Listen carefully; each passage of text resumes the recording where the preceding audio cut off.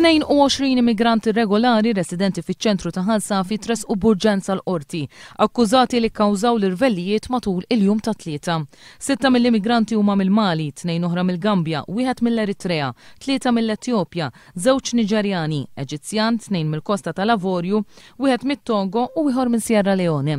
L-immigranti kienu akkużati li kisru proprjetà pubblika fejn huwa stmat li wettqu aktar minn 1000 euro fi ħsara. Kienu akkużati wkoll li weġġaw uffiċjali pubbliċi.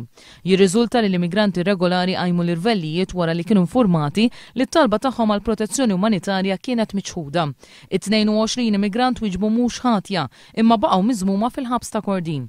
Intant il-General Workers Union urid is-solidarjetà tagħha mal-ħaddiema taċ-ċentru tad-detenzjoni, pulizija u l-forzi armati li kienu fuq xogħol jikkalmaw l-irvellijiet. Il-General Workers Union saħqet li kien żball li l-ħaddiema ssakru mal-immigranti waqt l-irvellijiet. Fil-waqt li talbet għal taħdidiet mal-gvern biex jitjiebu l-kondizzjonijiet ta' dawn il-ħaddiema tas-sigurtà.